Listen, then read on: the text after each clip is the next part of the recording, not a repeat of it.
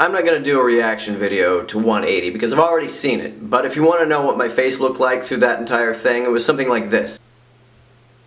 But the first 180 seconds of that video are actually the least disturbing part of that video. The rest of it basically consists of Ray Comfort making retarded arguments trying to equate abortion with the Holocaust. One of the ways he does this is by going around interviewing people and asking them if they think it's okay to kill a baby in the womb. And if they're pro-choice and they say, yes, that's acceptable, a woman has a right to choose, then Ray says, oh, well then how is that different from when the Nazis said, oh, you could kill this group of people, or you could kill that group of people. After all, fetuses and embryos, they're just another group of people, and if you're in favor of abortion, then you're in favor of a Holocaust. And some of the people he's interviewing actually fall for this shit. He seriously convinces some people that there really is no moral difference between killing a full-born human being who is capable of understanding and being aware of their own existence and futures and valuing these things, and killing a fetus, or even worse, some embryonic blob of cells that doesn't even have a nervous system capable of experiencing suffering. And what pisses me off about this is the fact that it is actually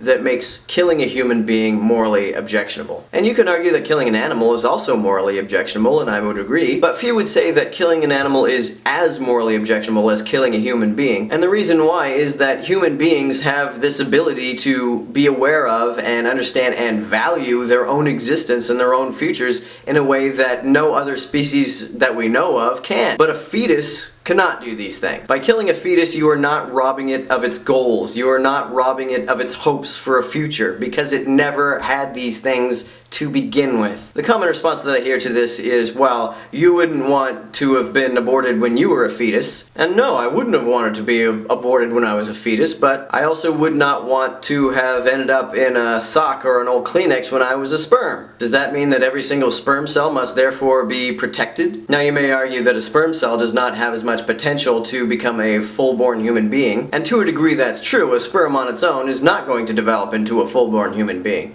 But guess what?